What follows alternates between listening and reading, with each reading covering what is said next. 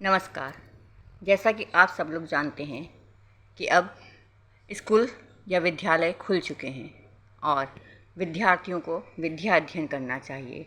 उसी से संबंधित एक श्लोक मैं आप सबके सामने प्रस्तुत करने जा रही हूँ, जिसका विद्यार्थी जीवन में अत्यधिक महत्व है। काकचेष्टा बको ध्यानम शानिनिन्द्रा तथैव च अल्पाहारी गृहत्यागी विद्यार्थी पंचलक्षणम।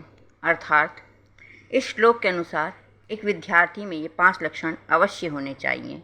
अब हम इन 5 लक्षणों को एक एक करके आप लोग को समझाएंगे, जिसे आप लोग बहुत ही ध्यान से सुनिएगा और समझिएगा और सभी विद्यार्थी अपने जीवन में उतारने का प्रयास कीजिएगा। काक चेष्टा अर्थात कौवे की तरह चेष्टा होनी चाहिए, अर्थात सब और दृष्टि होनी चाहिए कि कहाँ से हम कौन सी नई बात या कौन सा नया ज्ञान प्राप्त कर सकते हैं। जिस प्रकार कौवे की दृष्टि इतनी पैनी होती है कि वह चारों तरफ अपनी पैनी दृष्टि से और चेष्टा से, अपनी बुद्धि से सब ओर से ज्ञान या कोई भी बात ग्रहण कर लेता है। बको ध्यानम अर्थात बगुले के समान एकाग्रचित ध्यान होना चाहिए। जिस प्रकार बगुले का ध्यान पानी में केंद्रित रहता है कि कब उसे मछली दिखाई दे और वह उसे अपनी चोंच में पकड़े, उसी प्रकार विद्यार्थी के अंदर एकाग्रचित ध्यान होना चाहिए कि वह जो विषय पढ़ रहा है या समझ रहा है उस समय उसका ध्यान उसी विषय पर हो, कहीं और नहीं। श्वान निंद्रा अर्थात कुत्ते की तरह नींद।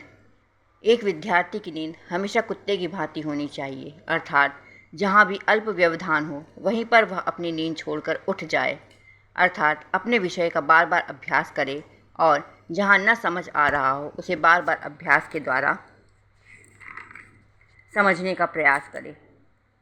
चौथा गुण जो विद्यार्थी में होना चाहिए वो है अल्पाहारी अर्थात कम भोजन करने वाला, अर्थात अपनी क्षमता के अनुसार भोजन करना, क्योंकि अधिक भोजन आलस को बढ़ावा देता है और यदि भोजन करने के पश्चात यदि विद्यार्थी को अपनी पढ़ाई करनी है तो वह आलस के कारण ठीक प्रकार से पढ़ नहीं पाएगा। इसलिए एक विद्यार्थी को हमेशा अल्पाहारी होना चाहिए।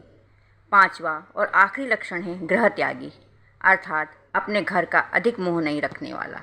एक विद्यार्थी को अपने विद्यार्थी जीवन में अपने घर का अधिक मोह नहीं रखना चाहिए, अर्थात घर में क्या चल रहा है, माता पिता क्या बात कर रहे हैं, विद्यार्थी को इन सब बातों का त्याग करके सिर्फ अपनी पढ़ाई पर अपना ध्यान केंद्रित करना चाहिए।